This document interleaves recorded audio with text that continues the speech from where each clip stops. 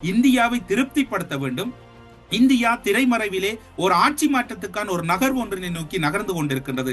கடந்த காலங்களிலும் கூட ஆட்சி மாற்றம் ஒன்றுக்கான பல முனைப்புகளில் பல நாடுகள் இடம்பெற்றன. இப்போது எதிர்க்கட்சியை ஒன்று சேர்ப்பது, எதிர்க்கட்சிகளில் இருக்கக்கூடிய அனைவரோடும் ஒரு கலந்துரையாடல்களை ஆரம்பிப்பது, மஹிந்தவின் இல்லம் தேடி செல்வது என்று இந்தியா ஒரு புதிய ஒரு விளையாட்டை ஆரம்பித்துள்ளது. எனவே உங்களோடும் ஒரு இணக்கத்தோடு செல்கிறோம், உங்களோடும் பயணிக்க தயார் என்ற ஒரு அறிகுறியை காட்டுவதற்காக அனுர தரப்பு இந்த விடயத்தை கையாண்டிருப்பதாக தென்னிலங்கை அரசியல் செய்திகள் கூறுகின்றன. கடந்த காலங்களில் பிமல் ரட்நாயக்கவை பொறுத்தவரையில் அவர் இந்தியாவுக்கு எதிரான நிலைப்பாடுகளோடு பல விடயங்களை அரசியல் பரப்பில் கையாண்டதன் விளைவுதான் இந்த நிலைப்பாடுகளின் அல்லது இந்த மாற்றங்களுக்கும் ஒரு காரணம் என்று கூறப்படுகிறது. இவையெல்லாம் இப்படி பேசப்பட்டுக் கொண்டிருக்கின்ற போது இந்தியாவினுடைய தலையீடு இல்லாமல் அல்லது இந்தியா கூறியது போன்று அல்லது இந்தியாவுடைய செயற்பாட்டுக்கு எதிராக அரசு இருந்தால் கூட அரசை கூட மாற்றி விடுவார்கள் என்கின்ற அச்சம் இப்போது இருக்கக்கூடிய அனுர அரசுக்கு இருக்கின்றது. காரணம், நல்லாட்சி அரசு அமெரிக்காவுக்கு சாதகமாக என்சிசி மற்றும் மிலேனியம் சேலஞ்ச் ஆகிய 2 ஒப்பந்தங்களை ஒப்பந்தமிட சென்ற போதுதான் அன்று ஆட்சி மாற்றம் ஒன்று இலங்கைக்குள் சாத்தியப்பட்டது.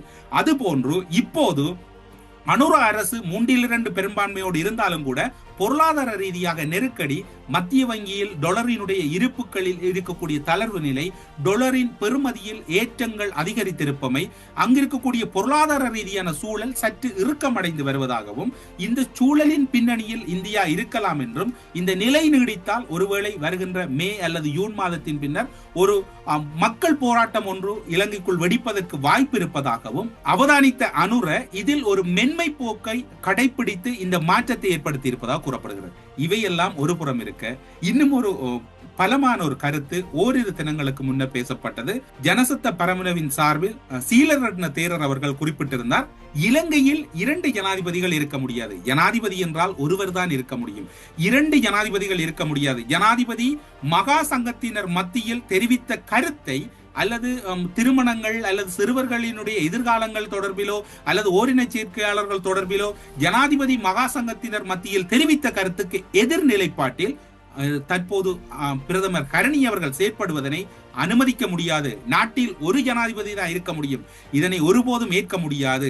எனவே இன்னும் ஒரு புறத்திலே இது ஒரு திட்டமிடப்பட்ட விடயமா அல்லது இவை எதேச்சையாக நடந்ததா என்று நம்மால் ஊகிக்க முடியவில்லை.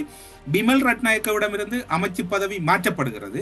கரணி தொடர்பில் இப்போது மகா சங்கத்தினரை மையப்படுத்தி ஒரு புதிய பிரசாரம் முன்வைக்கப்படுகிறது.